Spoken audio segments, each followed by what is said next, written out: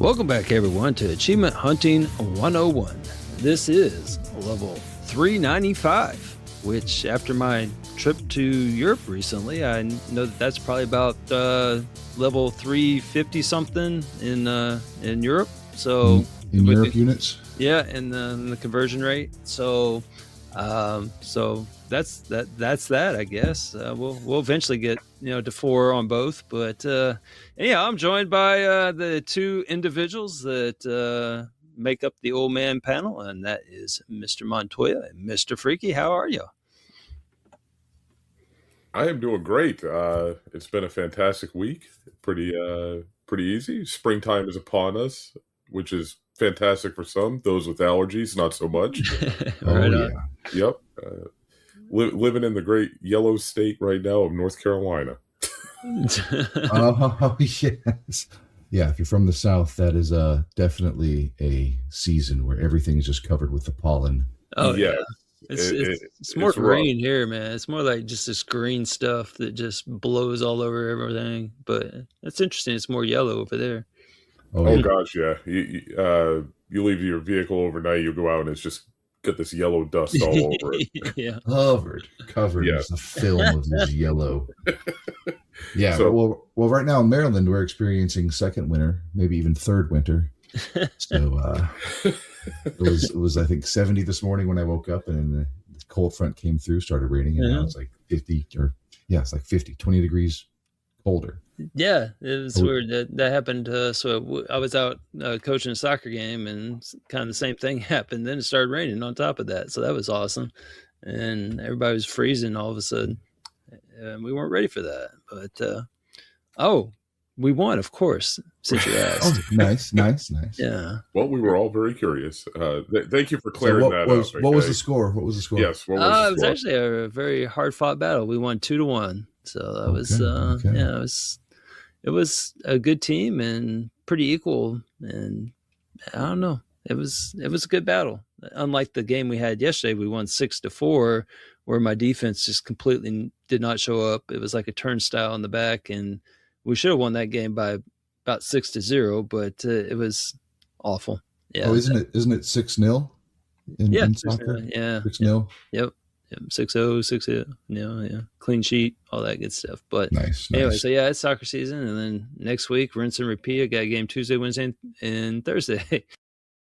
Now, when you do extracurriculars like that, I've always wanted to ask this. I never did, but when you do extracurriculars like that, and you're a teacher, do you get like a stipend? Yeah, there's a stipend for different positions. Is it worth the time or the pay? That's something. So, for example, I'm the yearbook instructor. I do the yearbook, and I spend a lot of hours of my free time on that, and it's a pretty thankless job.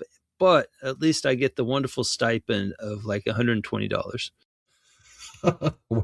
Well, I mean, we all know teachers are probably the best paid profession here in America, right? Yeah, so I think it comes out to maybe even less than $1 an hour for my time on the yearbook. It's so pathetic and weird, but coaching soccer, actually, the more years you do it, it actually starts to become a little bit of money. So this is my 20th year of coaching the boys, and I don't even know how much it is. Kelly handles all that. So yeah, I assume it's a couple thousand by now. I don't know. Now, is this a month? A game? Oh no, for a season. Yeah. Oh, okay. All right. Yeah, I was starting to get a little curious here of like what the frequency is. If you want the loophole here, just if you're a coach. We're always we're achievement hunters. We're looking for the loophole. Here's the achievement hunting loophole. So if you just are a teacher and you decide to want to do coaching, well, you make your own schedule. I don't know if people realize that, but you make your own schedule. So if you really don't care, let's say you're the soccer coach, you could theoretically schedule like 6 games, maybe, I don't know, somewhere around there, maybe 8, just play all your district opponents and nobody else. And guess what? You make the same stipend as the dumbos like me who who have maxed out, the suckers like me that have maxed out the schedule, and I have I had 3 scrimmages and I have 16 games. So that's as many as you're allowed to have, is 16 games and 3 scrimmages. So I maxed it out, and I get the same amount as somebody that, just plays 6 games and calls it a day. So, but look at all the fun you're having. Yes. Oh yes, it's tremendous fun, especially when you're out all evening every night after a hard day's work. Just that's great. So yeah, but anyway, that's your soccer report. I guess the only other update I have is I'm back from Europe. That was awesome. I had a good time in Spain and France, and got to see a lot of the countryside. I think probably my favorite city that we went through was probably Pamplona, maybe, or Biarritz, maybe. Those 2 were pretty good. Have you ever heard of the dunes of Pilat or Pilat? I don't know, Pilat. I don't know how you say that in French, but it's like the dunes of Pilat. I have not, no. I had never heard of this either, but apparently it's a thing. It's like the largest sand dune in Europe. Oh, wow. And you might think, well, that's a thing. Yeah, it's a thing. Apparently all the sand blew up in this one big old pile, and it's actually one of the most fun part of the trip, is climbing the dunes and then going down the dunes to the beach, and then climbing back up the dunes and climbing back down the dunes. Is it really steep going down to the beach, or is it? Yeah, it's pretty steep, man, and it's a lot of sand. It's a dune, and it was a lot of fun. Now the most fun I had was going down the dune, because if you run at an angle, it feels like you're doing like a moon run, like you're like, it feels like you're running like on the moon, I guess, in a zero gravity situation, I should say. But that's like if you're running sideways down the dune. So if anybody gets in that situation, I would suggest them to run down the dune, but run down at an angle, not straight down, or you will get too much velocity, but at an angle. So nice. There you go. Have you heard of the Sleeping Bear Dunes? No. I guess because I only recently I just come across my feed when I'm browsing the internet mindlessly, but I guess there's another steep dune. And it's in, let me see, it's in bears Michigan. Run out of it or something? I don't know, but there's if you need, they actually have warning signs at the top of the dune thing. Like, it costs like $3,000 to get rescued if you can't make it back up. Wow. Yeah, no, I mean, if you look at the dune, it looks pretty steep. So, I mean, I would like to think that I all right, we'll have to do that in the future update section. Which dune is steeper, the Sleeping Bears or the Pilats? Right, there we go.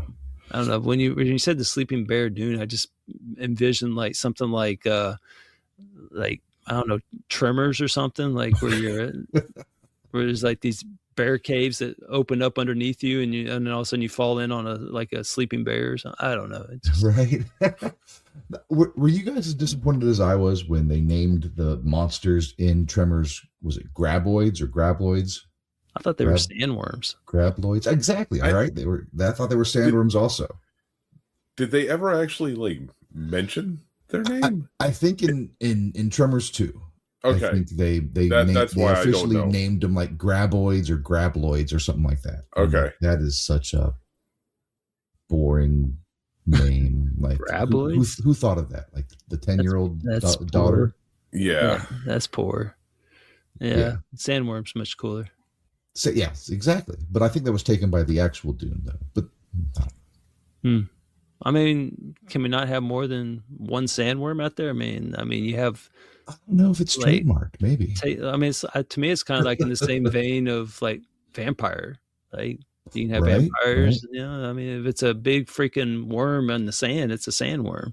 I don't disagree. Yeah, careful with that logic.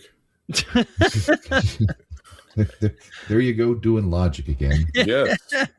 This is the second time I've had to remind you. Yeah, appreciate that. Yes. So, Well, Inigo, everybody wants to know about your collector's edition of Birds of a Feather that you missed last show getting at GameStop, where you're there at midnight getting the new Aery release collector's edition. Oh gosh, no, but I did. I did pick up a midnight release of another game, but we'll talk about that later. Okay, right. It is definitely not the Birds of a Feather edition, collector's edition. Got some rare things on sale, stranger. Limited to 10 from what I heard, and I believe 9 copies are still available. I see you have an eye for things. So nice. Yes. Yeah. All right. Fantastic. Well, why don't you enlighten us? You got a game for us? Let's hear it. Okay. So yeah, it's obviously I took a little break. Life's been coming at me really fast here. Staying busy. So I wasn't able to join y'all last time, and I appreciate the patience and understanding with that. Hey, it happens, man. It does. Yeah, and I just got to a point where I was just really fatigued, just needed to kind of take some time for myself, and I'm kind of glad that I did. So with that being said, I was going to talk about a game that is recently released, which is Resident Evil Requiem. What? Requiem. Am I mispronouncing that? Requiem? Requiem. Yes, Requiem. Yes. I had to look it up. Okay. Yeah. So that's me and my horrible English there. I mean, it's possible that's how y'all say it out there. I mean, y'all talk weird.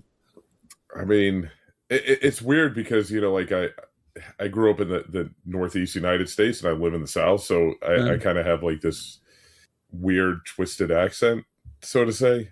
Okay. Like, I don't know. I don't really have one. It's strange, but anyway. So well, I just looked up the game and it's definitely Requiem. I don't know what this Requiem. Okay. Yeah, at least that's how we say it down here. Yeah. Okay. And that's. Thank you for the clarification on that. So that way, listen, I don't need Hawkeye Barry to have more ammunition to come after me at this point. I mean, it would have been funny having you just say it over and over again, whatever that first thing you said was. And yeah, Requiem. And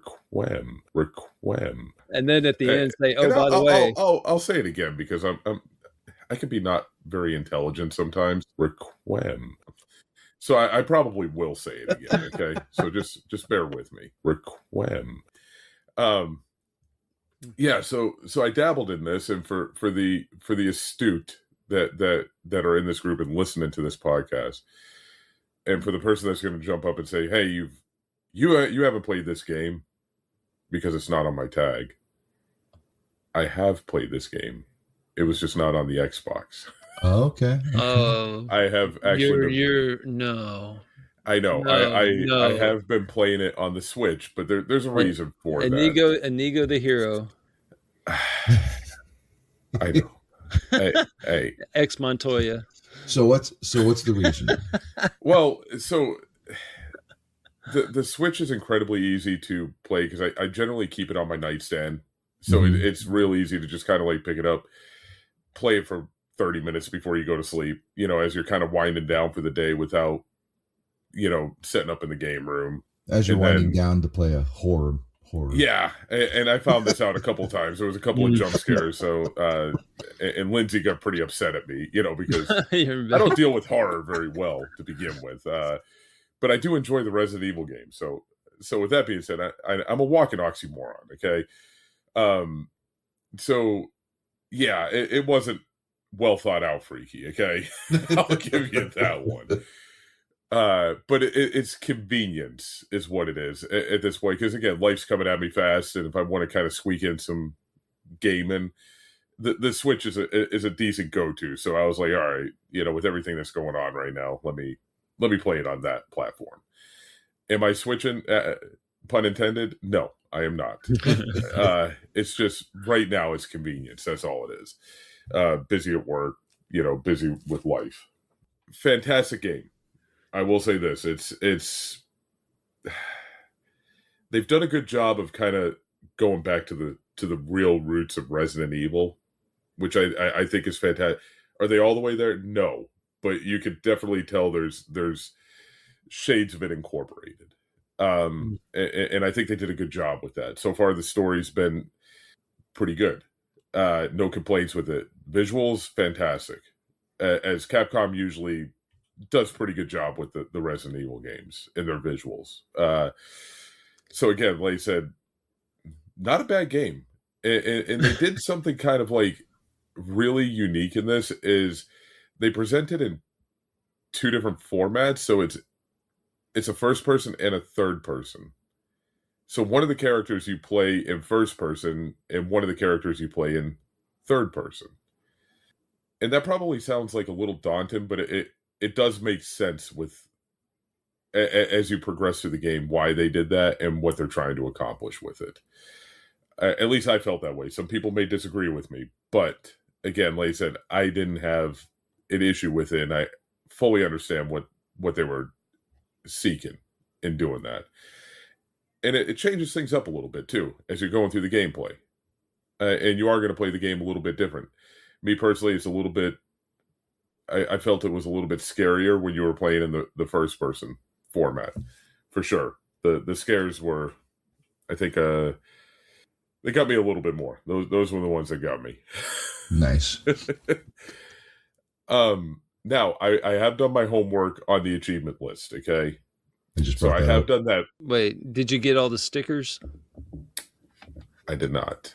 Oh, man. I'm not all the way through the game because I don't have that much time, Elroy, okay? Okay. Let's be realistic here, okay? The achievements are really, looking through the list of what I've played through it on the Switch, it's not going to be a complicated game at all. In fact, the ratio even shows this. Mm-hmm. This is clocking in at 1547. So that's what, a 1.5 ratio. For 25 to 30 hours. I mean, you really get your bang for your buck on the tad there. That's right at the Elroy line, just above, right? Yes, yes. It is right above the Elroy line. It is. Yeah, so again, we've got 10,000 people that have completed it already since its release, which was just about 30 days ago, right around there. So again, like I said, it's not a heavy lift as far as the completion goes. Like other Resident Evil games, if you do certain things, you are going to unlock a really overpowered weapon that will help you with some of the other difficulties. And that's typical of most Resident Evil games. So like I said, it's been a fantastic game. Would I recommend it? Absolutely. Especially if you're a fan of the older Resident Evils. I think some folks will really enjoy that.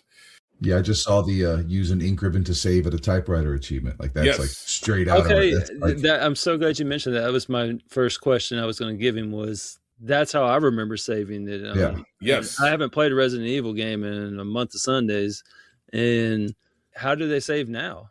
Well, I mean, it does have autosave features, but you can do the old school manual saves with the typewriter. So, like on the new games, you don't have a typewriter. This is a niche enough that it's an achievement.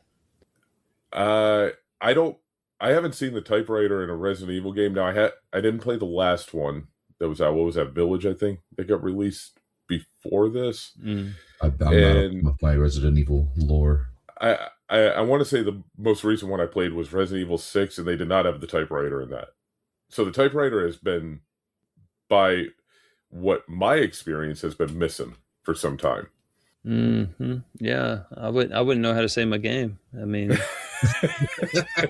it's a typewriter, man. There is a typewriter in this game, so you can save. Yeah, I guess I have a chance on this one then. Yes, and they had the item box storage, which was nice. That annoying. was annoying, but it was part of the gameplay. And, I mean, you had to think about what you wanted to carry with you and what you had to leave behind. And then if you did the second playthrough in Resident Evil 2, like what you didn't take, the other character got. I did not realize that at first. Yes. I was like, oh, that's great. Thanks past me for screwing me. Right. Now all of a sudden Freaky wants to beat his old self up. Yes.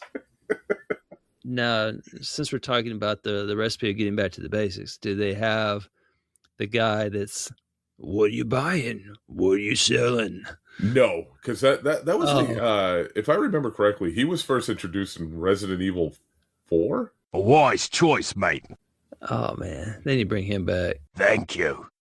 I think, but I mean, definitely iconic. Yes, instantly. Like everybody knows what are you buying? Got some great deals here. What are you buying? Got a selection of good things on sale, stranger. What are you buying? What are you buying? What are you selling? What are you selling? I mean, just instant legend, that guy. In Resident Evil 4, in my personal opinion, because I've played 1, 2, 3, and 4 and 5.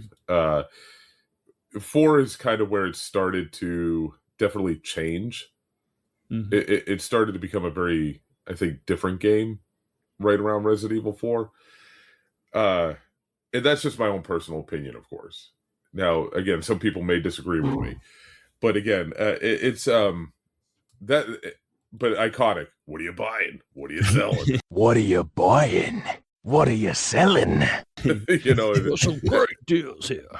Got a selection of good things on sale, stranger. I will never forget that. And anybody who's ever played Resident Evil 4, it's kind of like the, take an arrow to the knee, thing. It's just something people always remember, right? Such a great name. Yes. So, and thank you for bringing that up, Elroy. Yeah. There's some fun Resident Evil lore out there for sure. I personally recommend it. TA's crappy rating system, folks have been, very generous to this at a 4.77. So I think my feelings towards it are in alignment with those folks. And again, the game is Resident Evil Requiem. Requiem. There you go, Requiem Ralph. Yes, I was thinking it was a re-release because it's like the Requiem edition.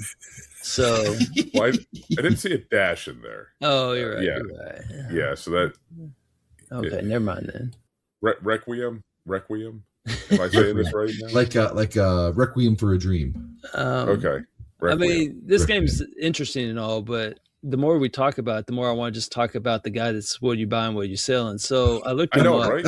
I mean, we could talk about one of the 9 stacks of Resident Evil 4 that exist. Which one do you prefer? Well, do you know what this guy's name is? I actually never played Resident Evil 4. Hold on. The spoiler is his name the Stranger? Stranger. No, he calls you stranger. He says, "Welcome, stranger. Welcome." All right, that's stranger. I don't know why. Yeah, you're I knew stranger. there was stranger. Yeah, okay. Yeah, you're stranger. Stranger. He is weapons merchant. Way to go. Way to go, Capcom. Yeah. Way to go. Nice. Sometimes he just goes by merchant, though. Mr. Merchant. When you're a good friend like you are when you are a stranger, then I mean, you encounter this guy like 100 times in your playthrough, and he calls you stranger every time. Welcome, stranger. He never quite figures out who you are. Maybe he just thinks your name is Welcome, Stranger. I see you have an eye for things. Maybe after all, his weapon name merchant. Weapon merchant, right? Yeah, welcome, stranger. Yeah. Yeah, he's I think it was in 4 when he made his epic debut. So yes. Yes. If my memory serves me correctly, it's definitely 4. Yeah, that appears to be the only one he's in. Oh, well. That's kind of sad that they didn't try to bring him back. Yeah. Because I know he wasn't in 5. I do remember that. I've played every stack of 5. I really enjoyed Resident Evil 5. Now, was this your midnight release? Yes. Game. Yeah. I picked it up at midnight. I'll buy it at a high price. Did you get the physical copy, or did you just? No, I got the downloaded. Yeah, physical copy. Uh-oh. Hold on. So you have it? I do. I haven't opened it yet. It's still sealed. Oh, okay. But yeah, no, I have. I was actually looking for it around where I work, and there was only one GameStop in like the greater DMV area, or at least the area I was willing to drive to, that had any physical copies at all. So, oh wow, for Xbox anyway. We all have been hearing how like Xbox is not being put in brick and mortar stores anymore. Like I know Walmart's like really toning down their Xbox and it's funny you mention Target. That, after I bought the digital copy that week that it was released, I actually looked at a couple of GameStops, like, do they have a physical copy somewhere around here for the Xbox? Because I feel like I'm going to play it on the Xbox, you know, when I actually have time, because I'm enjoying what I'm playing of it. And they didn't have any physical copies. Yeah, it was any of the like that around here. Like I literally had one store in like a 50-mile radius that had any physical copies, and they had like 4. They had like 4 or 5, which when a whole bunch of stores don't have any, and then one has 4 or 5 is crazy. I mean, it was a GameStop. I didn't go to I didn't see, like, I checked at Walmart and Target and other, you know, big box stores, and none of them had, like, all the Xbox games they had were like the, you know, Madden, whatever, and Call of Duty and whatever, but you know, they didn't have any Resident Evil. And I found that to be very strange, because the week that it was released, like, I couldn't find a physical copy. Like, and it wasn't even just GameStop. Like Walmart and Target, the pickups in store option, they didn't have it. So for Xbox, is that what you're saying? Yeah, for Xbox. I didn't see it anywhere. Like it was, you know, I know. So it wasn't just a GameStop problem. It was like all the stores. Like nobody had the physical copy of it, and I was like, okay. So I figured I'd give it some time. I'll see it. They'll reflood the shelves, but I'm guessing that it had a fairly decent release. It would be my guess based off of my experience with that. When you're talking about this, all of these, you know, brick and mortar stores, I can't help but to think about some other cutting edge weapons merchant news, which is that 3 years after the Resident Evil 4 remake, did you know Merchant has sold over 39 trillion amount of gear? Okay. What are you buying? That's a lot of gear that people have bought from him. But did you know? Now, is this number from Capcom? Is this like an official number? Yeah, that's like more burgers than McDonald's has sold. It's 39 trillion in pesetas, which is the Spanish currency that they use apparently in the game. So 39 trillion pesetas, and that's how much the Merchant has sold, which is impressive, except he has a dirty little habit, and that he likes to buy. What are you selling? Gear as well, and he has bought over 43 trillion. I'll buy it at a high price. In pesetas from players, from strangers. Stranger. Thus, he is. So he's 3.34 trillion in debt. The hole. Yeah. He is the brokest person in the world. Not enough cash. Or the richest, if you want. He just needs to stick to what are you buying, stranger? Except for, you know, he just needs to drop the what are you selling? See, he just needs to lower the trade-in values or something. Yeah, like he's got to do something here. We got to get this. Can we start a GoFundMe for weapons merchant here? We got to help this dude out. Okay. Thank you. Right. All donations anonymous from strangers, of course. Of course. I just want a $3 trillion line of credit somewhere. That'd be fantastic. I mean, in pesetas, that's what I'm thinking. There's a bunch of people right now running around in Resident Evil 4 that owe this guy a whole lot of money, and they're playing on his dime. They are. They're just using weapons and ammo on his dime. On his peseta dime. I want to know how he got in the hole, though. I'll buy it at a high price. Like that. I don't know. These are questions that just might not ever have answers. We need to do a expose on this. I think we do. I think we need to start working on this and start knocking some doors down at Capcom. We need answers here, okay? Yes. How have we allowed this guy to get into 3 trillion? Yeah, like somebody need to cut him off a long time ago. Yeah. Anyway, I wonder what his credit score is. It's either really good or just absolutely horrible. He's just paying the minimum payment. Yes, minimum payments every month. I'm going to guess it's not that great. That's just my guess. Okay, what's the interest on that? That's got to be crazy. Thank you for bringing up those numbers, though. You're welcome. Those are tracked. That's crazy. And that's one of those numbers that we all didn't know we needed, but now we're glad that we have them. Okay, I'm not bad for the guy. I mean, like I'm never going to sell him anything when I play Resident Evil 4. Ever. Just buy from him. That's all. Yeah, I'm only buying from him. We're going to help the weapons merchant out. Okay, that's my goal. Well, okay. I'm not sure that I really heard much of what you said because I went down the rabbit hole of the weapons merchant that. We need more lore on this guy. Can we just dedicate a whole episode to him in the future here? Yeah. We're just going to have weapons merchant episode. Spin-off game. Yes. Need to see if we can find him Simulator, and an interview on here. Yes. Absolutely. All right. Run your own business as the weapons merchant. Yeah, business practices with weapons merchant. All right, don't get foreclosed on by by Capcom. I don't know, someone. Who's gonna cut this man off? Yeah, I'm sending a strongly worded email right now to Capcom. Say, protect this man from himself. Okay. I may play this game. I don't know. I would be more inclined to play it if my old friend was back in it. But I mean, if it's too good for him, then Yeah. I mean, I feel like they left him out of the game for a reason. I think we're starting to realize why he's not in any other games. He just needs another chance, man. Don't we all love a comeback story, second chances? I mean, we do, but I think this is Capcom's way of protecting this man from himself. Could you imagine what his debt would be like if he was in other games?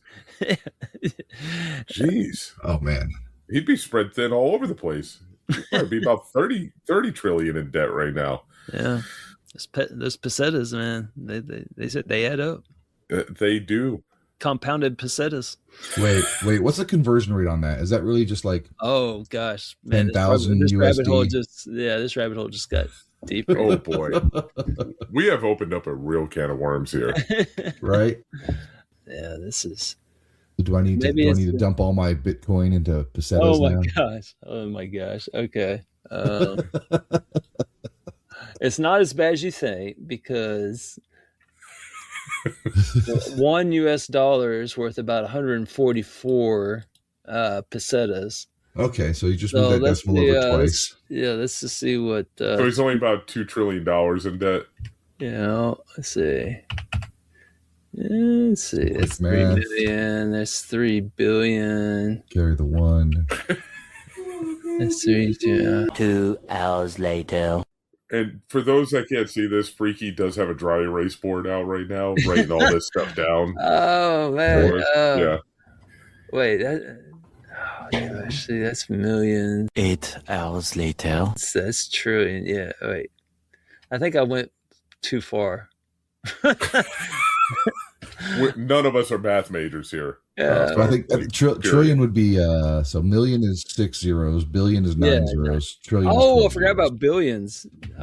Trillion is 12 zeros. Yes, that is correct. Okay, 369. 10 years later. Okay, yes, I'm not a mathologist, but I play one every once in a while. So we have 20. I think that's a billion. 20 billion. That's what I'm coming up with. It's almost 21 billion. That tracks. It does not sound bad. Well, no, if you're dividing by 100, you're going to move the decimal place over. Well, to it's the 144.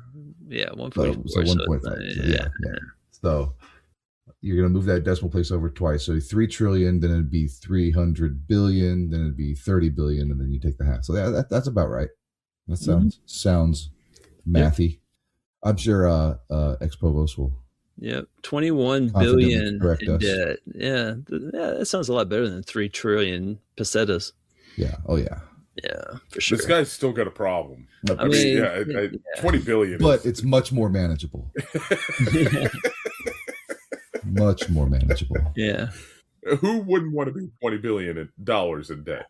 I mean, well, it's 3.34 trillion pesetas, so it's actually 23 billion. Still better than 3.34 trillion. But, oh yeah, way better. Yeah. So anyway, interesting. Can somebody get this guy a job? But so it does have some good like jump scare moment, because I actually really, really enjoy horror games. I'll turn off all the lights and like get under the covers, and you will enjoy it for that. And nice. It does definitely have some edge of your seat moments. Okay. A couple of them are one or two might be predictable, but then there's a lot that you don't see anything happening. Like people like when there's a good way to do horror and there's a bad way to do horror. Like I look at good horror like the early Resident Evils, Resident Evil 1, Resident Evil 2, like that was just goosebump tingling. All of a sudden it happened. Like what was that guy's name that got dropped by the helicopter? I should remember, he was like the big bad guy in Resident Evil 2. When you're on the second playthrough and he's like jumping through the wall Nemesis. Yes. Like that was like you're in the. I remember the one time you're in the police interview room, and then you have the one-way glass. Yeah, right? Oh, and it just jumps through the wall at you. Oh my gosh, like that's so. So simple, but yet so great. Yeah. But then you have like Dead Space. The chilling, stars. Yeah. Oh yeah. Man. Man, I got my business, man. Yeah, but then you have like Dead Space, where you're walking down a creepy hallway. And then the music starts playing, and you hear the violins, and you're like, okay, something's coming. It's warning you that something's coming, where it's like, I mean, and I like Dead Space. I think it's a good game, but not as scary if you just leave it silent and then all of a sudden. And that's what I kind of want to focus on. I think like the true fans of like your Resident Evil 1 and 2 that really enjoyed those games, I think are really going to enjoy this one. Is there a tank control setting? I haven't seen it if it is, nor did I go out of my way to look for it. Okay.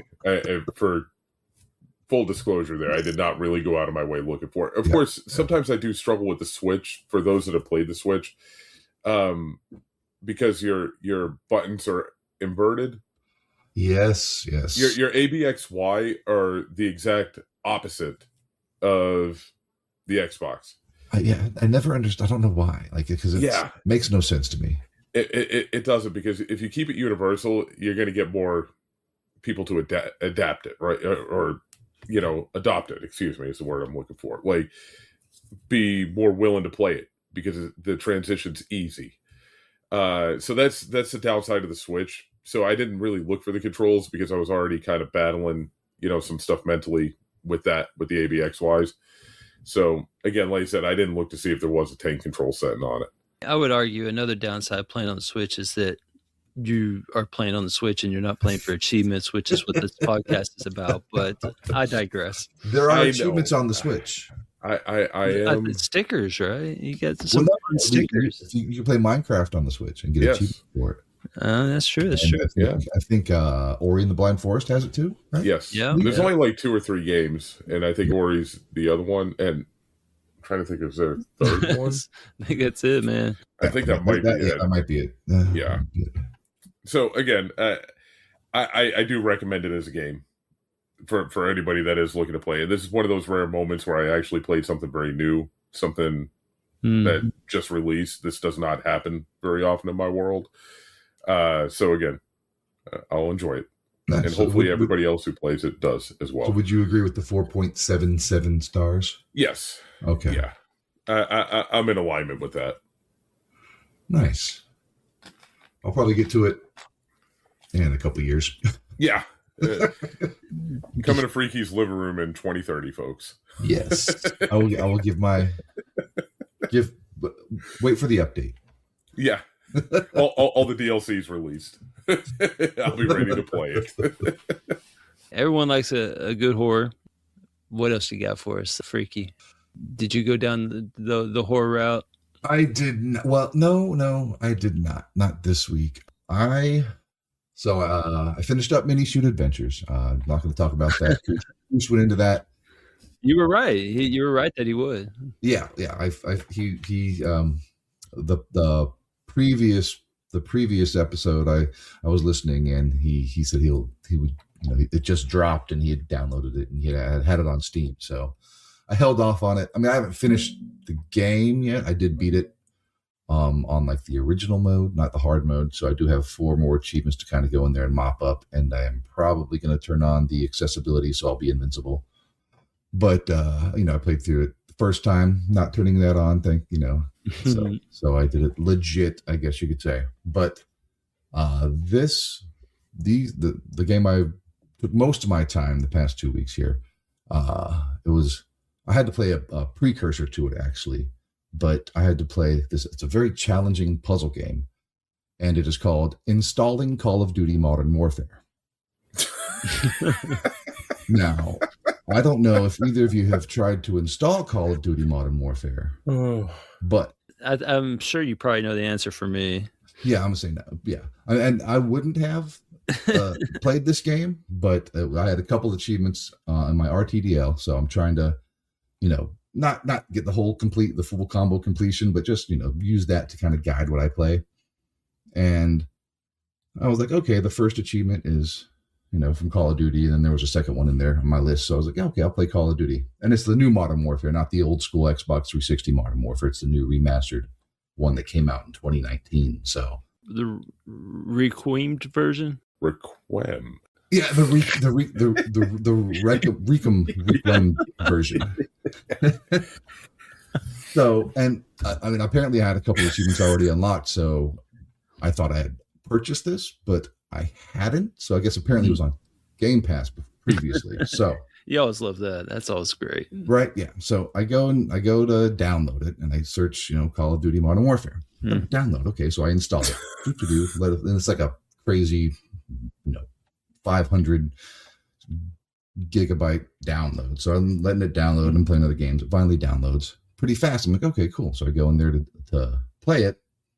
Well, I don't know if I know you haven't. So have you played the new Call of Duty Modern Warfare? Not only will you need cash, but you'll need guts to buy that. Inigo at all? Okay. No.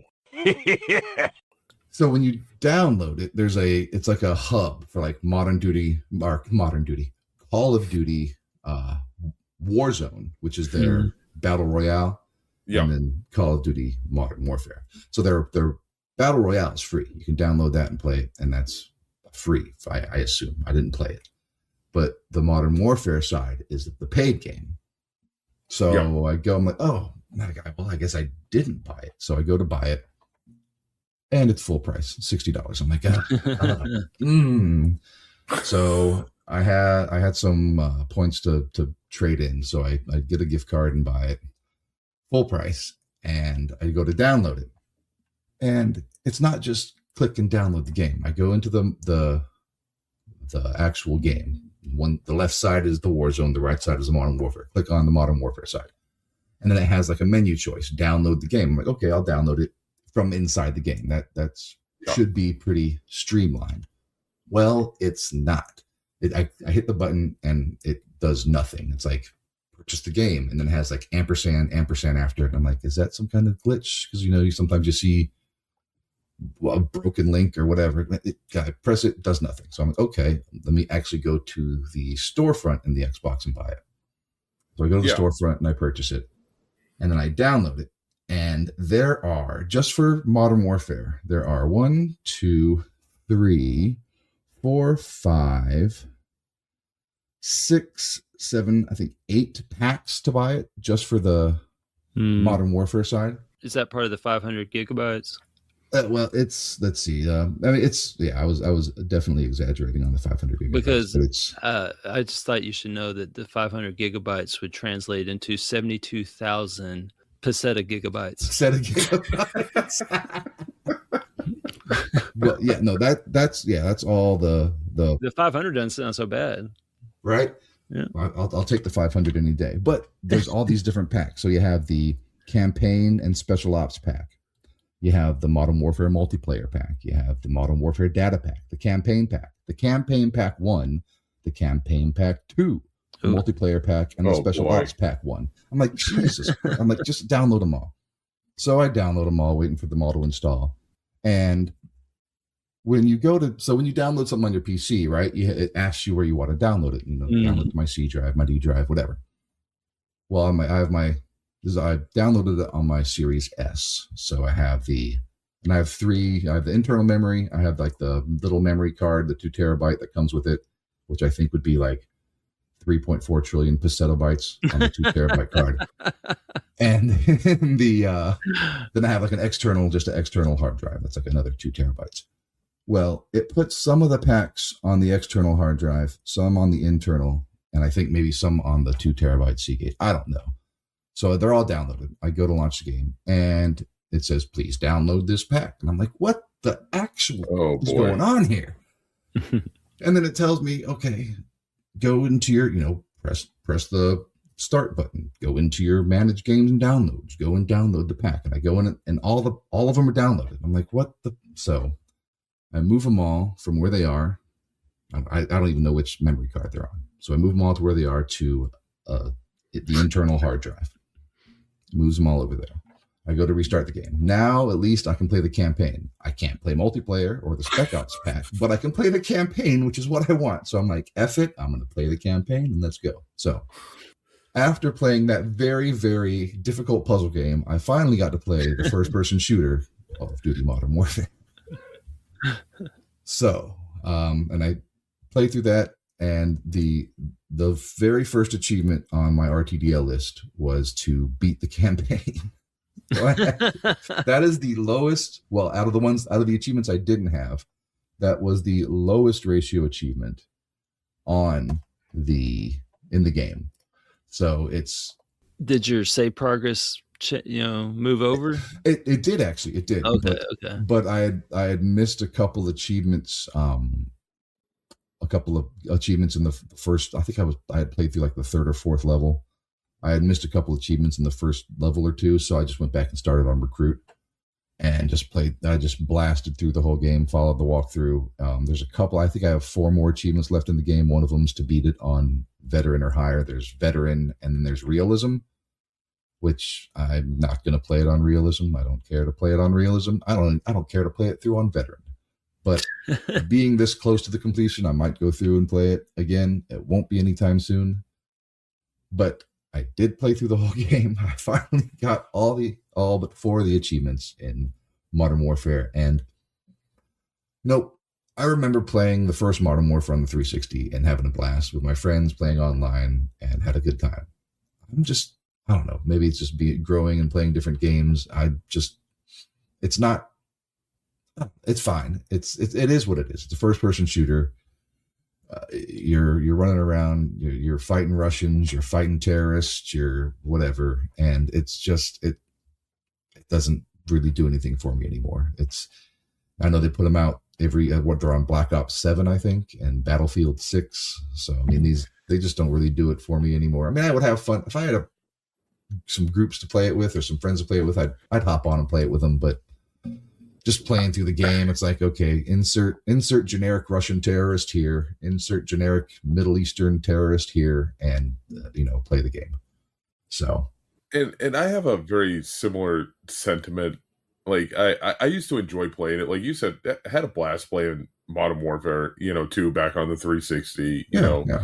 Hop online with some friends. The campaign was good. It was right around Black Ops 3. That's when I was just like, I'm out. I just kind of stopped playing it because I used to enjoy the zombies mode. Is that all, stranger? In Black Ops. A lot of fun playing it with friends, having a blast with it. An awesome choice, stranger. And then it just stopped being fun. At some point, it did. So I understand where you're coming from. And I don't know, because it's. I mean, they're all the same game, right? That's the complaint that's the complaint I have with freaking every EA sports game they put out every year. It's, basically the same game they put out last year, the year before, whatever. But it's not. I think Black Ops 3 was the last Call of Duty game I actually purchased at full price. Well, no, besides this one that I just purchased last week. And now, guess what? Guess what's on sale this week? What are you selling? For $20. Oh, yikes. Call of Duty Modern Warfare. Oh, gosh. On the spring preview sale, I was going through it. I was like, you've got to be effing kidding me. Is this how Koosh Moosh feels when he buys a game and then it goes on Game Pass the next month? Because that's exactly how he feels. This is, I was like, really? You got to be... Y'all shouldn't be so hard on yourselves. Y'all made it further than I did into the third or the first person shooter world. I think where they went wrong for me, I used to enjoy a good first person shooter. Then they added where you could jump. I just remember Doom 2 and all you had was strafe and shoot. And that was the good old days of first person shooters. Right. And then they made them so complicated. Then you had duck and slide. Oh yeah. And it had all these different, changing all these things. I don't know. I just like the good old Doom 2 experience. They need to make some more first person shooters like that. Fighting some demons. Yeah, man. It was good times. And then it just all went, sideways. And the same thing you mentioned, like all these sports games, I mean, they peaked early with the Super Tecmo Bowl or Tecmo Super Bowl. My gosh, yes. Yeah, you got like 8 plays, pick one, and if the defense picks the same one as you, then you better get rid of the ball in a hurry. Or hope you have Bo Jackson, right? Yeah, man. I don't know. I'll get off my old man soapbox now. No, why would you want to do that? I mean, that you're going to ruin the whole, exactly. Panel at this point. We're the old man panel. Okay, we have to have old men. We gotta shake our canes at the sky. Okay. Yeah. Yes.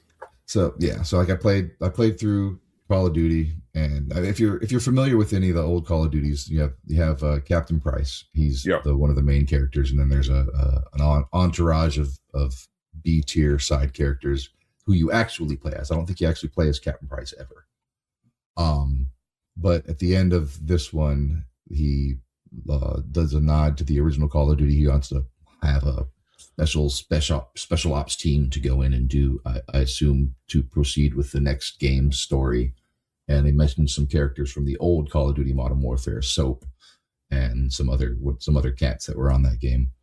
But I don't know if it ties into the story of the original Modern Warfare or what, but I think the original Modern Warfare, you were trying to stop somebody from shooting off nukes. Is that all, stranger? Going hunting an elephant?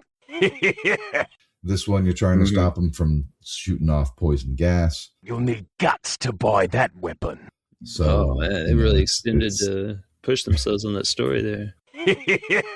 Right, yeah. So, and in the original Modern Warfare, you were fighting Russians and terrorists in the Middle East. And this one, you're fighting Russians and terrorists in the Middle East. It's about reloading. So, it's really just, copy paste and then print that money. Not enough cash. Yeah. Rinse and repeat. Thank you. Right? Yeah. I mean, everything that it does. It's 4.18 on TA. It's 11 to 14 hour completion. It does have a over a 2 ratio. Okay. But 14,000 people have completed it. I don't really plan on completing it. I mean, maybe if I'm bored and I've completed every other game on my library, I'll come back to it. And I don't have a Switch. So maybe I'll come back to it and complete it. But it's just like, this is a game, like I said, 20 years ago, I would have probably been all hyping it up. But just now I'm like, meh. A wise choice, mate. Meh. It pleases me to see this growth that you've made as an individual. Right? Like I played now a game I really liked that I played this past week. Mm-hmm. It Takes Two. Oh yeah, you already know my story on that. I know, and I started. So I had a couple of achievements. I think I only had one achievement on my RTDL for It Takes Two, and so I put a post up in the Discord. Hey, does anybody want to play this game? I don't want to play it with my wife because I know she probably won't be able to do it. And I heard horror stories from Elroy. Yep. On getting your partner to play the game, so I'm not going to ask her. You don't need that stress, man. Right? Yeah, no. So Chewy on Ice volunteered, and we do have a little time difference, so I have to play a little earlier. He's playing at night after everybody goes to bed over there in England, and I'm playing it, in the early evening, I guess. So we started. Was that a British accent you just attempted with England? England. Okay. England, maybe. I don't know how they say it. The Queen's I don't know. I'm not even going to try to attempt the British accent, even though I am a quarter British. So that's probably best. That's big of you to admit that on there. Exactly. Yeah. Right. But it is surprisingly I am enjoying it. I didn't know if I knew nothing about it. All I knew is that you had to have, it literally says it in the title. It takes two. You have to have two people to play it. It should say it takes two competent gamers. It should, because it is not easy. It is not something that just a noob, I don't think, could walk a noob. Just a novice player could walk in and just pick it up and play for it. It's got platforming sections and puzzles that you're using different tools to solve, and it's surprisingly, I am enjoying it. Now the story, your it takes two. The two characters are the mom and dad of a girl that's probably 8 to 10 years old, and you're getting a divorce. And the girl, it's like a Honey, I Shrunk the Kids kind of thing. The girl has these two dolls that she makes, like voodoo dolls. She cries over them. She overhears you guys talking about getting divorced. So then after she cries, your guys' spirit goes into these dolls. And so you're like this little 2-3 inch doll trying to run through the room and the house and outside in the trees to try to get back to your bodies. And then you have to, but then this Spanish type book that she buys and reads that it's like a couples therapy book. And it wants you to cooperate. So you have to play through all these puzzles cooperatively. And I can see that if you play with somebody that is not good, it will piss you off, and you will hate each other at the end of this. One would say it's ironic. Yeah, very much so. How's your relationship with Chewy now? It's so far we're doing pretty good. We have don't get me wrong, there are definitely some times when he has to hold up the bridge and I'm in the middle of the bridge and he just gets off and I fall. But then I just do it to him later and we laugh and have fun. Now, did you play it from the beginning? Yes. Okay, because the only thing I really remember was there's one section where it all went terribly awry. There's a section where you are getting electrocuted by something and you have to push something in the certain order of some sort. Yep. So it's like, might I ask, how long did it take you and Chewy to do that section? Once we figured out how to do it, less than a minute. Okay. That's pretty good time, because it probably took us less than a minute to figure it out too. So yes. I had figured it out.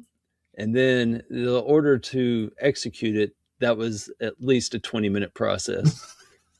and the levels aren't short. And yes, and the problem is that, and at that point I was trying to do kind of two things. I was trying to use both controllers at that point. And because it was just a lost cause, and we eventually got that. And then shortly thereafter, there was a section where you had to triple jump or platform across something that kept rotating. Yeah, you're on I think 2 ceiling fans you have to jump across. I got my character across and then switch controllers. Okay, let me because it was just, and then at that point it just became, that's where it all fell apart. That's how far we got. Yeah. So the electricity part you're talking about. So there's a wire basically going from one side of the room to the other, and you need the electricity to go all the way across and activate the switch on the other side that raises a door or something for you to proceed to the next area. So you hit the button and you start to see the spark go down the wire, and you have to grab. And there's a gap in the wire. There's a couple gaps in the wire. You have to grab each end, and the electricity goes through you, and it shocks you while you do it. And it's not like you have to be quick because one person hits the button, the other person's holding the first gap. The second person is at the second gap. So he hits the button and then he has to run to the second gap. And that first person has to be at the first gap and then run to the third gap. Mm-hmm. But it's not like you can't just immediately run over there because you're getting electrocuted. And so it does take a little bit of skill to do it, but it's, if you're a gamer, it's not difficult at all. It's really not. But if you are not a gamer and you don't play, it would be the most impossible thing in the world to do. I can vouch for that. The levels aren't short. The puzzles, when you finish a puzzle, it is definitely something they're like, yes, nice, good job. And it's not easy. It's not so difficult that you can't do it. And I was surprised there's a couple swear words in it. I mean, they're not yelling F-bombs every other line like Call of Duty or other games like that, but there are you're two parents of it's a very like children's art style, but it's definitely not a children's game. Like I couldn't play this with my daughter. She wouldn't know how to play. She'd be this is too hard for me, Yeah, there's going to be some complicated parts of that game. Oh yeah, for sure. And it is definitely trippy at some part. Like there's one part where we are out in the tree in the yard and we're fighting the wasps for the squirrels, and then we get through the tree and then we come down and it's so far it's been like your normal kind of just your Honey I Shrunk the Kids kind of levels, right? You're smaller than everything. You got to go through everything. You're talking to squirrels that are as big as you and whatnot. And then we go through this part and we land on this very trippy kind of ethereal catfish in the middle of this tree. And it's kind of floating you through the next level with like very trippy music and wah, wah, wah, wah, wah, wah. And you're like, what the heck? Where did this game? It's like Alice in Wonderland left turn. Like, what the heck's going on?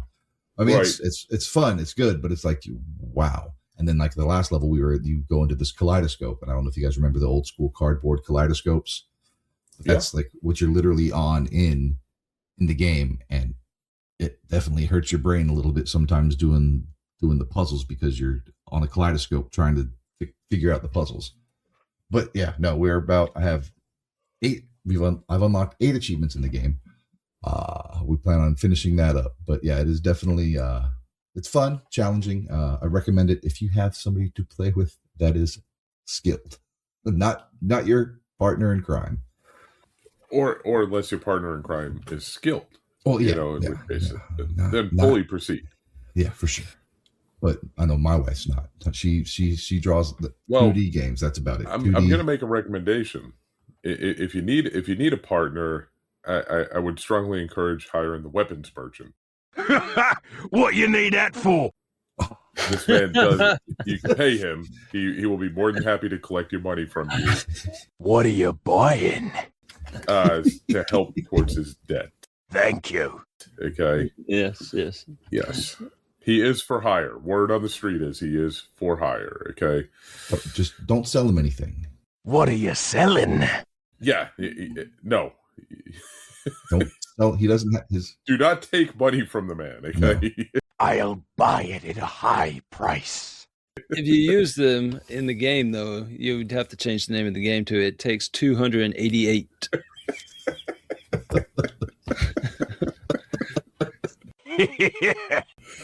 Pesetas, of course. Of course. Naturally. Yes, actually, of course. Yes. So yeah, Call of Duty Modern Warfare It Takes Two. I did play some Ball X Pit. I didn't really play it. I unlocked the guy that plays the game for you, so I just play it every 15 minutes. The weapons merchant? Stranger. Not the weapons merchant. He is the... I forget the name of him. He's like the hippie guy. Stranger. Welcome, stranger. Welcome, stranger.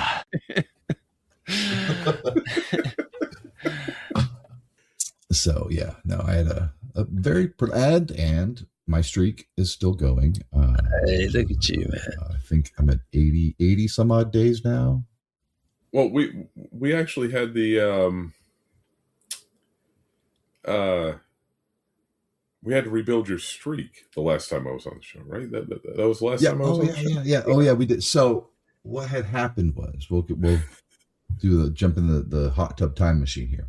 Yes. What had happened was my settings weren't correct. I had my local settings on my correct time zone, but for the strike, didn't know you can have a separate streak setting time zone.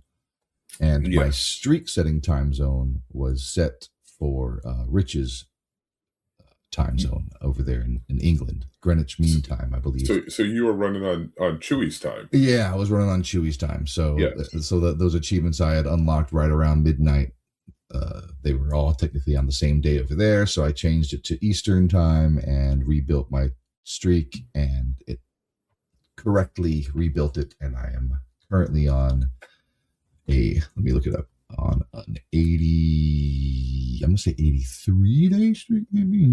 Anyway, it's my third longest streak. Yeah, I'm looking at 82. Yeah, right. Longest. Yeah, you're about to pass your second longest in 20 days, and man. Right, and then I think my first longest is 117 days. So 82 days I'm at right now. 102 days is my second longest, and then 117 days is my longest. So.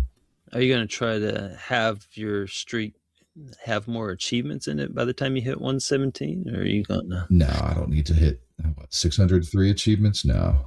Yeah. But you got 699 on the 102 day one. Yeah. You see, in 2016, I had, what was that, 9 years ago? 10 years ago. Yeah, 10 years ago. I just had a brand new daughter and no son, so I only had one kid, and she was a baby, so I could actually hold her and play games.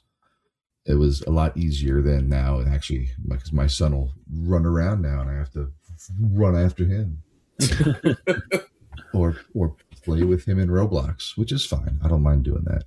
It actually warms my heart when he asks me to play with him. So, that's cool, man. That is, yeah. But, well, speaking of warming your heart, I think it's about that time of the show where I talk about something. Yeah. We have to. Yeah. Well, I guess the good news is that I haven't really been playing anything, so this is going to be pretty quick. I've been out of the country, and while I was out of the country, you asked me off recording about keeping my streak going, and I had some connection issues when the trip first started, and I was like, man, this is gonna be long. That's what she said. But I basically survived off of Yumi Game Studio title updates, because I had stopped playing. Like, if you look at any Yumi game, they have basically the same achievement. It's almost like they're shovelware or something, but all of them had finish the first level, finish 2 levels. Like, there's achievement for 2 levels completed, 5 levels completed, 10 levels completed, 15 levels completed.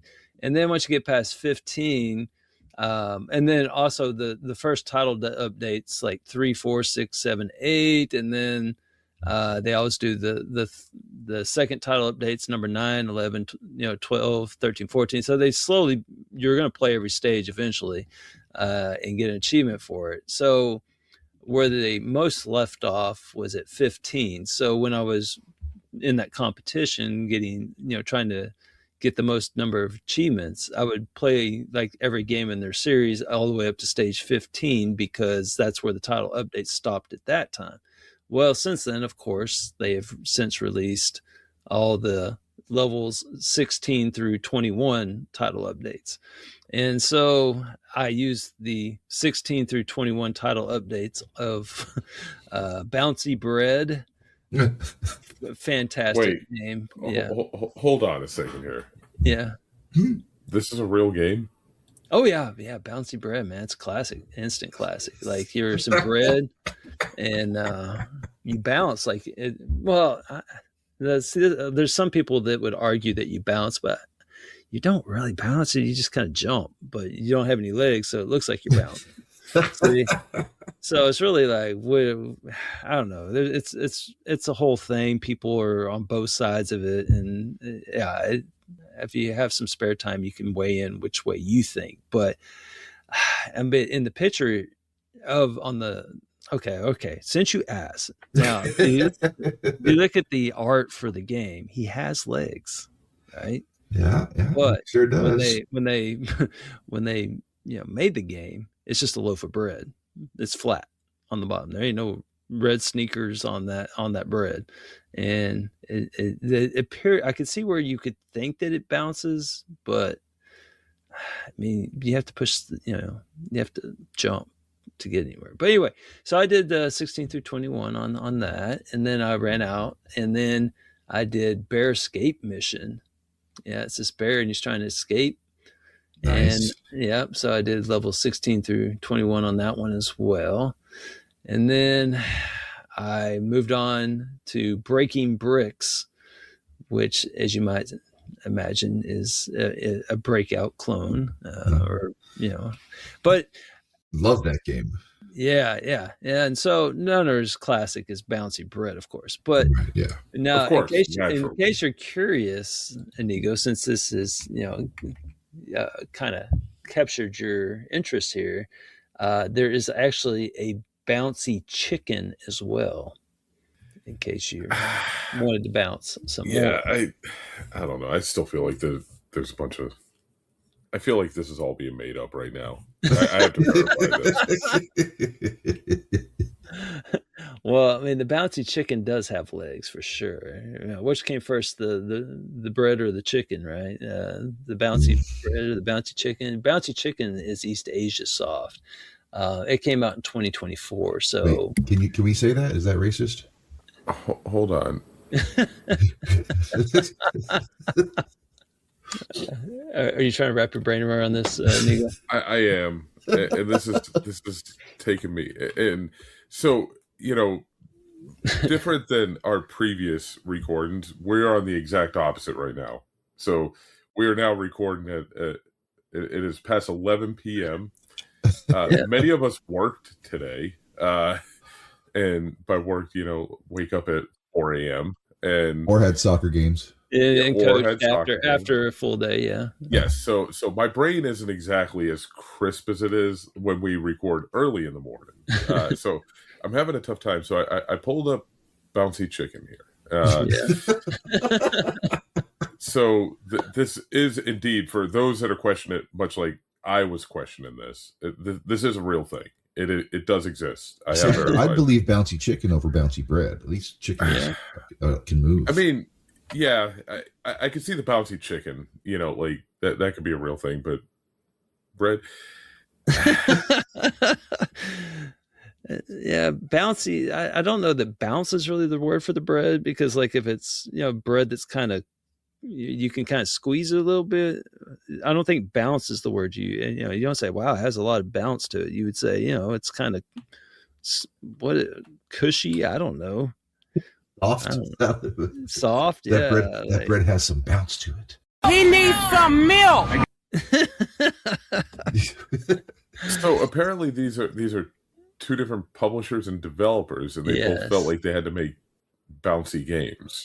So is the bread trying to escape the toaster? No, it just from falling to its death. Maybe the toaster's at the bottom of the screen, but it's for some reason the bread is trying to collect some coins. I'm not sure what it's going to spend them on. What are you buying?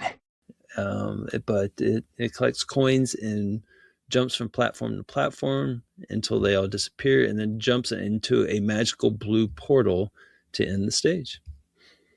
Yep. Nice. Now, if you enjoy Bouncy Bread, you might enjoy some of the other offerings of Yumi Game Studio. They just released some other games. We have Lara Returns to the Castle. Okay. Yeah, that's. I mean that's a classic. I mean, if you haven't played that one yet, why are you even turning on Xbox? Right, I mean, is that equal to Lara Left the Castle? That's the original. Okay. Yeah, this is the Requiemed version. Requiem. Yeah, it's her returning after finding out that there's not much out there actually, and so that's great. So and then we also have Hoppin' Horde. Wow. Yeah. I mean, that sounds like a fantastic. But I mean, can we just are we just going to gloss over Sewer Quest? Sewer Quest. Oh, yeah, man. I mean, I thought that was called Super Mario Brothers, but I thought it was TMNT. Oh yeah, that too. Yeah, Sewer Quest. Yeah, I just didn't know if we were. Yeah, I didn't know if we were going to mention that or not. Yeah, I mean, sounds Quest. Like a quality title. Okay, now since we're talking about this here, there is, if you'll notice, they have one of the first games was called Foxes Need to Eat. Yes. Now that was their breakthrough hit back in 2023. Yeah, foxes. They do. They do need to eat. Sometimes they eat bouncy bread. I don't know. They need to eat bouncy bread. Well, why I bring this up is that somebody thought that this concept was amazing. The foxes need to eat, and so they created a whole series of like games where something is hungry. I don't know if you've seen these. The Synergy Circle games, in case you're curious. They have some of the very cutting edge shovelware out there, and so they saw that foxes need to eat, and I assume it inspired the follow-up hits from Synergy Circle games, which include Red Panda is Hungry. Not that they need to eat, but Red Panda is Hungry. Raccoon is Hungry. Oh, nice. And my personal favorite, Possum is Hungry. Yeah. And then that was such a hit that they have Grizzly Bear is Hungry. Ooh. And the Grizzly Bear, that one kind of held over for a while, but the demand was just too much. And so then they had Polar Bear is Hungry. And once the polar bear got his or hers, then we finally moved on to the final offering, which is an unexpected turn. Finnick Fox is Hungry. So it kind of went full circle in a way. Oh, so back to the foxes need to eat, huh? Yes, we're back to a Finnick Fox is Hungry. Nico, I'm sure you have some questions on this. Yeah, I feel like this has gotten grossly out of hand at this point. Just grossly. I mean, this. Did you guys? Okay, so there was a news article posted in the Discord about how there was a developer that used the same levels and puzzles in its games and came out and apologized for it. Did you guys see that article? No, but I thought that was. I did not. I thought that was just understood by everyone. I mean, this is no surprise to I think any of us that are achievement hunters and buy some of these games and play some of these bad games. But yeah, no, I guess Aphil Games. Oh yeah, I know Aphil. Yeah, came out and apologized to players after it was discovered that the developer and publisher had reused the same levels across multiple games. Like, I mean, was this something that needed to be discovered? Is it like? So, has anybody ever played Aery? I mean, can we at least get an apology from the maker of Aery? Because, like, I mean, we are like, it's no surprise to any of us, at least any of us that are in this niche community, that these games are just there for the gamer score. But I think it's cute that people thought they were different. I looked up Foxes Need to Eat, and apparently I've completed it. I have no really memory of it. Hungry. I was about to say, it sounds like a memorable experience. Yeah. Right? That's a resounding endorsement. Yeah. Like it has an over 2. It has an over 2 rating, 2.16, which is horrible. I mean, it's horrible that it's that high. Is what how did that get above the? How did that get above the Elroy line? Well, that's the rating. That's the rating. It's not the ratio. Yeah. So, I mean, aren't they almost interchangeable?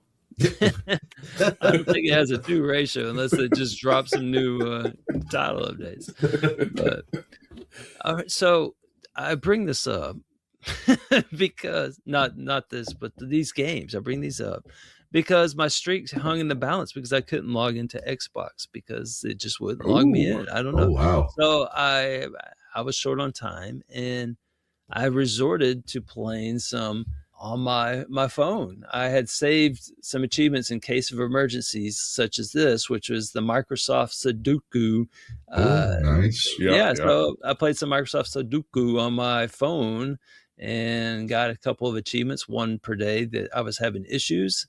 And so that got me through 2 different days where the connectivity just wasn't there. I don't know what was going on, but I couldn't connect to Xbox at all and to play my little crappy bouncy games. And so I had to resort to Sudoku. And it made me think, man, I miss the days of having a good mobile phone game, like back when Gears Pop was a thing. That was fun, but that was good times. It was the game everyone loved to hate, but it was kind of cool because we had the community on there, and you just go in there and find somebody that you play against or with. And but anyway, I bring that up because that's not the game I want to talk about.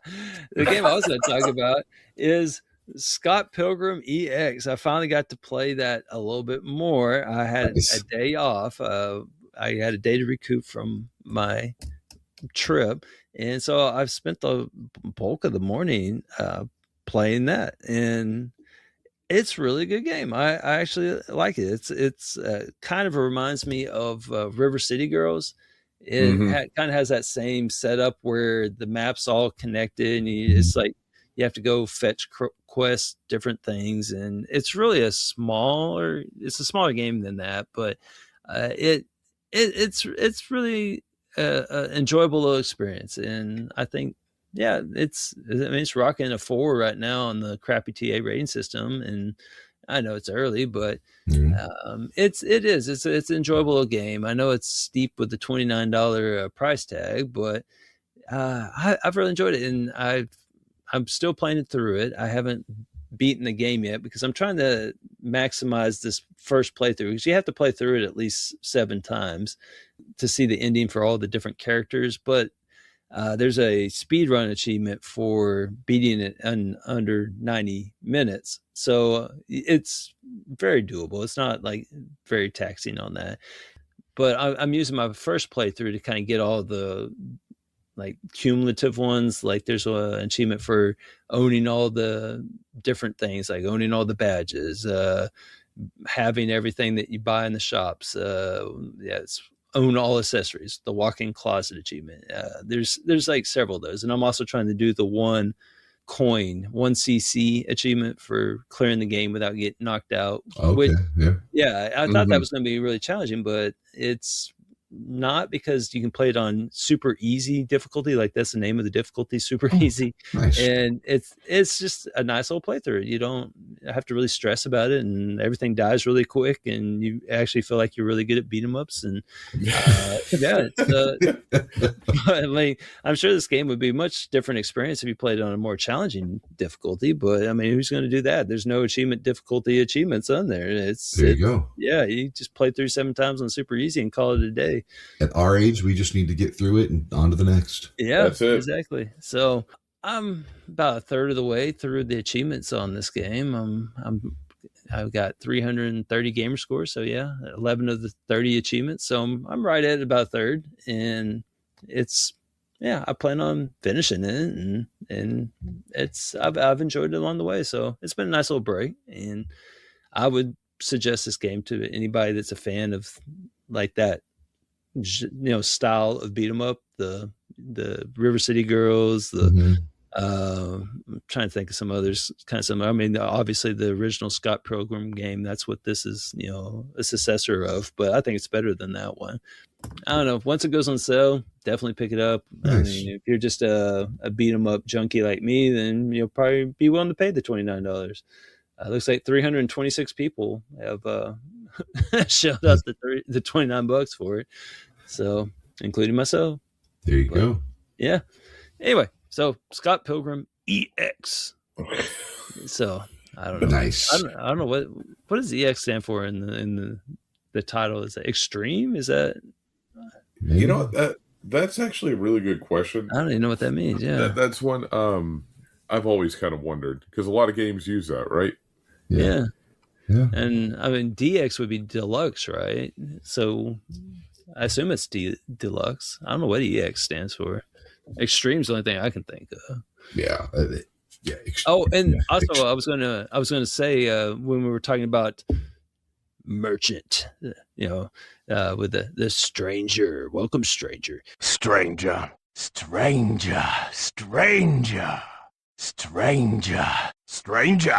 There's actually an achievement or a part in the game that kind of relates to that.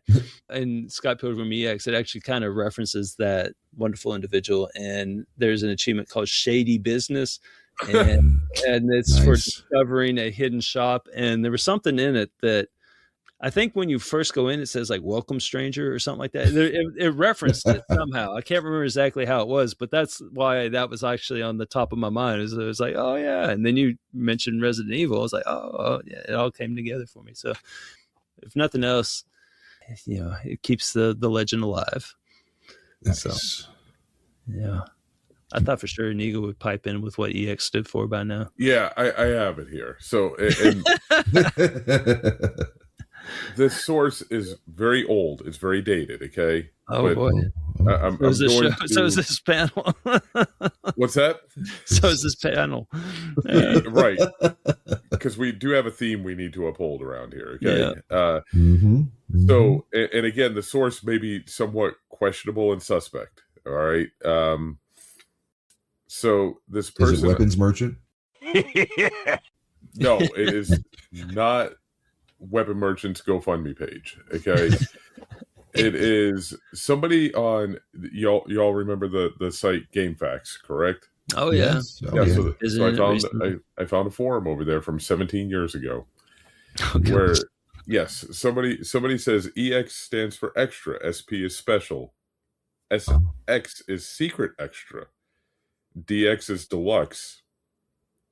So that's what this one person is claiming. Extra. That's what those mean. Seems to be some other people are chiming in this forum with some very similar thoughts. So I'm going to go with that. It makes sense. Somebody else also mentions that EX could be extended or extra. It could be interchangeable. Okay. What would extreme be? XT? Extreme. I don't know. Maybe double X? Bada bing, bada boom.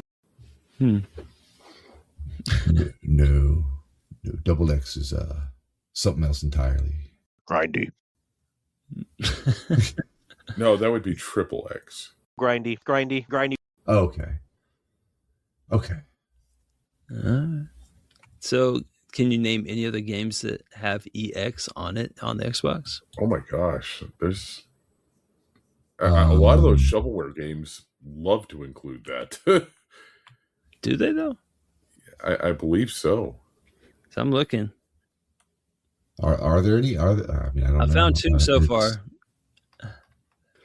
I do know that there are. I was just curious if anybody could name any off the top of their head. Off the top of my head, no. I do know that there are some out there, but you're asking me at the exact wrong time. My brain is fried at this point. Fried. Yes. I'm up to 3 now, man. There's at least 3 correct answers at this point. Oh, I found a 4th. This one actually played. Oh, so you've played another one that starts with EX. Yeah. It has an EX in it. Yeah. Okay. Oh, whoa. This just escalated. I just found 2 more just like that. That's crazy. I think I'm up to 6 now. Nobody's got a single one. No. I don't have one. I was going to say Explosion Man, but that's Explosion Man. Yeah. I feel like I've played a few of these games that have EX in them. All right. So what's Okay, I think I've gone through the entire list. I think we're ready for the great reveal here. All right, you ready? Yes, I am. And acceptable answers would have included Crazy Bowling Ooh. EX. And these are in alphabetical order, in case you're curious. We have Galactic Wars. And then Maldita Castilla. Yeah. English, please. Yeah. Well, they use the peseta. Let's be patient with them. And then they have Riddle Corpses. That's the only one that I actually have played. Riddle Corpses. Yeah. Right. Yeah, that one. I'm not saying it changed my life or anything, but it was. I think I used that for a comp. Oh, I didn't really even play it that much. That's disappointing. Huh. Only got 3 achievements out of 17 on it. I think I was thinking of a different game. But anyway, yeah, Riddle Corpses. And then Sign Mora. I think most people may have heard of that one. I've heard of that. I've heard of that one. I think I actually have that physical game. Yeah, that one I think was kind of I would say that one's probably the most well-known one if I was guessing. It has 6,000 tracked gamers. And then you have Solar Shifter, Sturmwind, and then Super Beat Exonic, and finally Zoid's Infinity. So Zoid's Infinity. Scott Pilgrim to that esteemed list of 1, 2, 3, 4. Did you say 9 games? So now there's 10 now. Did you say Aery's Extinction Agenda? Oh no, is that one? Ah, yes. I found one that you didn't say. Oh man, there's a hole in my Aery's Extinction Agenda EX. Wow. Well, maybe my list is it's one of those ones that has 400 gamer score. I don't see this one. I don't see this one at all. Extinction Agenda? Yeah. And Aery's is like an acronym: A period, R period, E period, S period. Okay. I thought you were talking about Inigo's favorite game. Oh no. No. I was like, Aery? Aery Extinction Agenda EX. Like, man. Now fly higher. Yeah. Find more feathers. Aery just took a dark turn, man. Woo. Extinction Agenda. All Do right, you need more Aery? We just do an EX in there. Gotcha. Yep. Let's not. Please, let's not. For all we know, the developer's listening to this right now, and you have just planted seeds.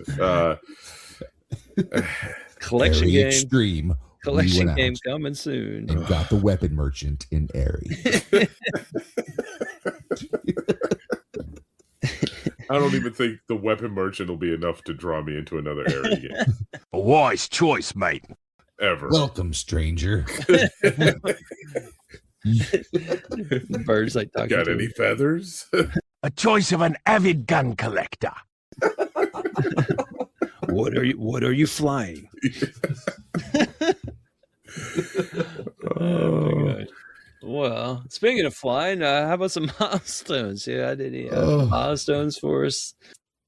I am getting closer. Oh well, I guess I have a real life milestone. I am working on getting healthier. So good for you. Yeah. I am.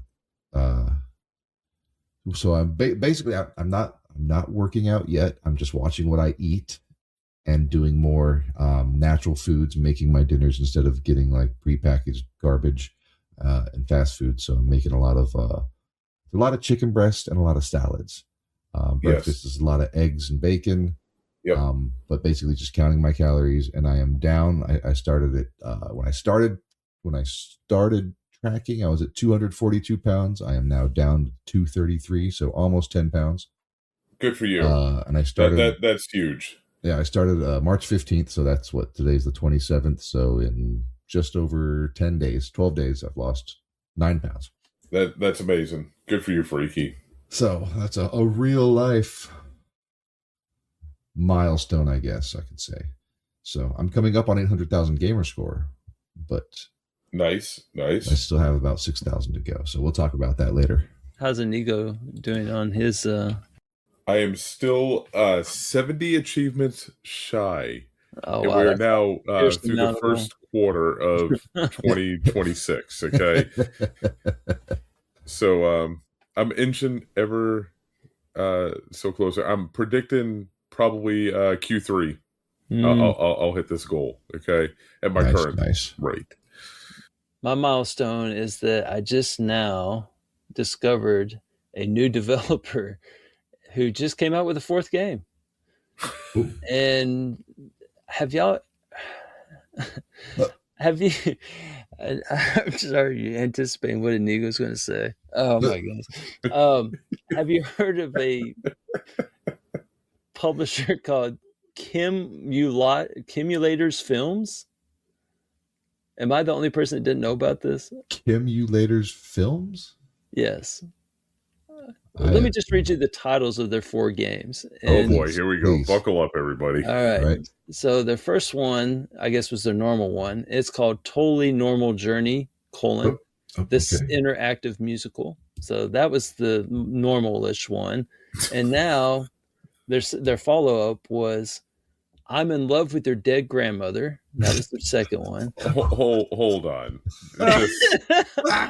Oh, it gets worse. No, it can't get any worse. Their follow-up to that one was called By the Game, I Have a Gun, Sheesh, Man. Oh my gosh. And now they just now released John Fart, Textiverse of Crazyness. Oh man.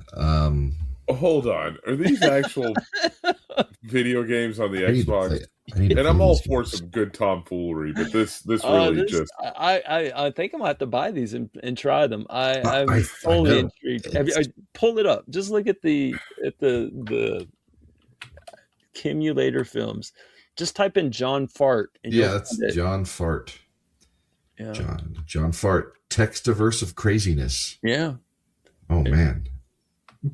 It's got a 0.5 rating.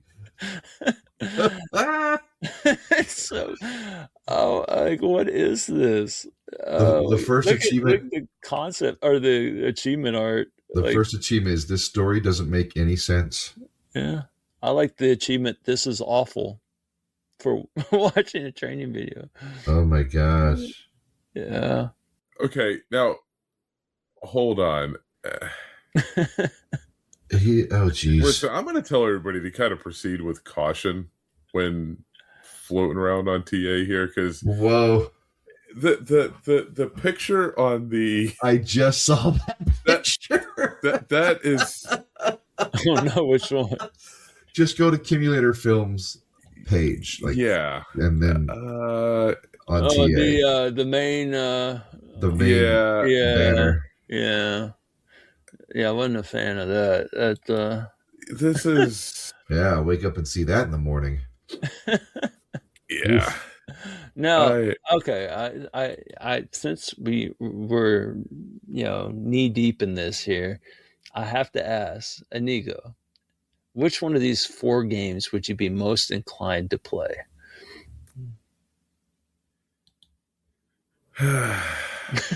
Or would you rather play another Aery game? Oh, this is good. This is getting good now. Yeah, that's actually well played, Freaky. Yeah.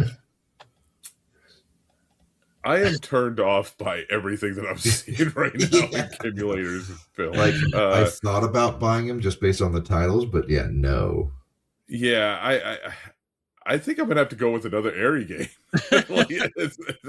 Although I'm in Love with Your Dead Grandmother did get a whopping score of 2.29.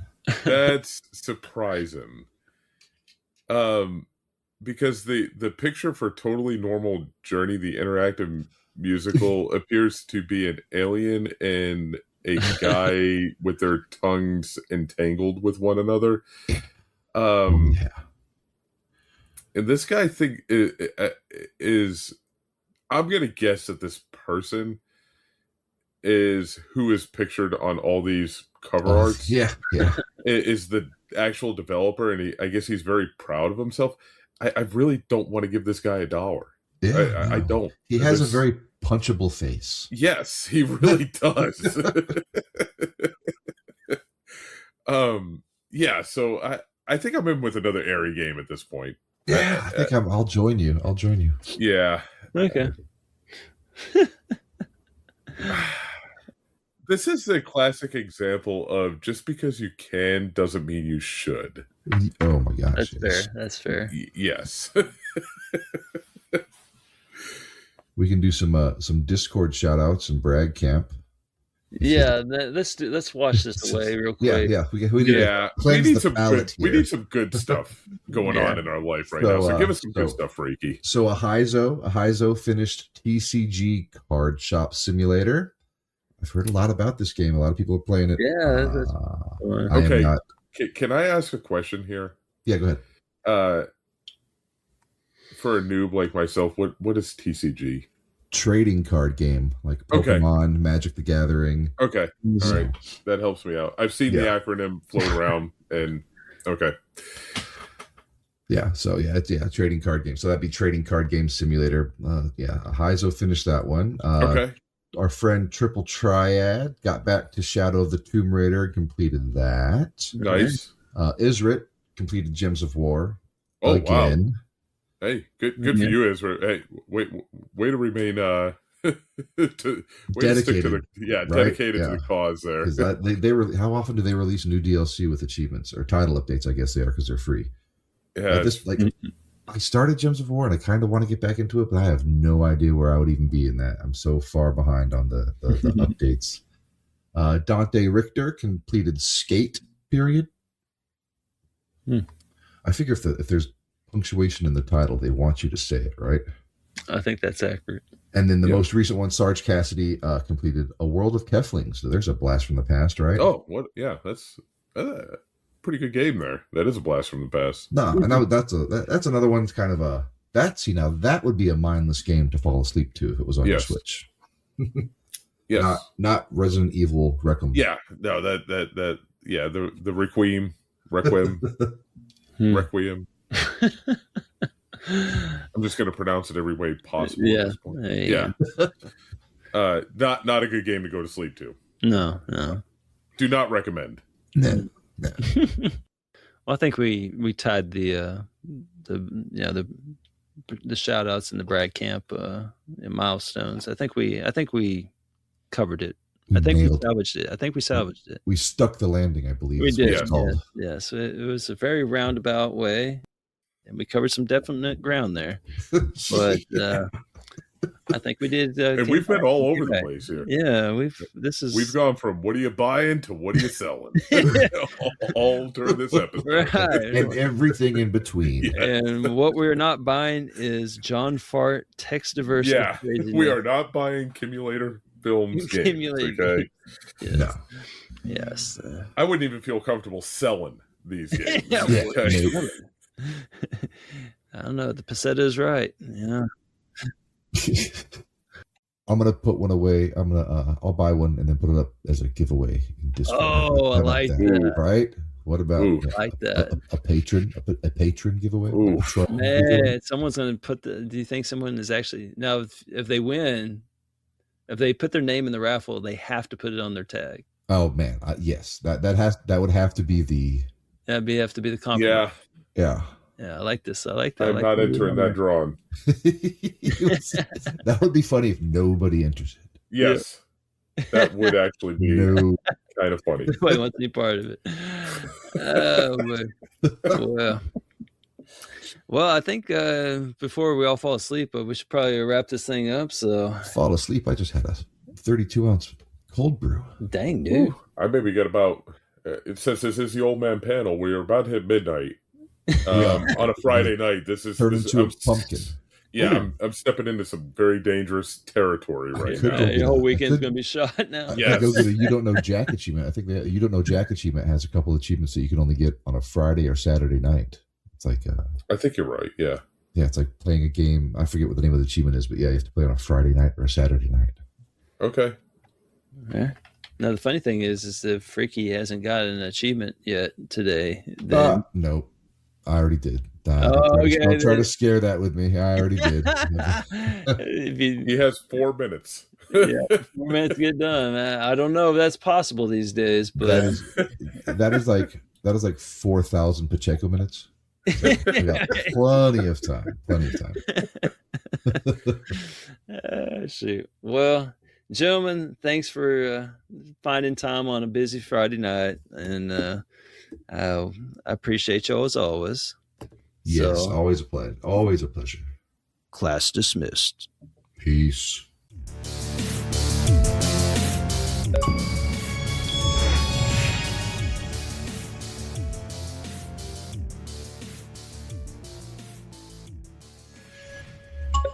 Come back anytime, stranger.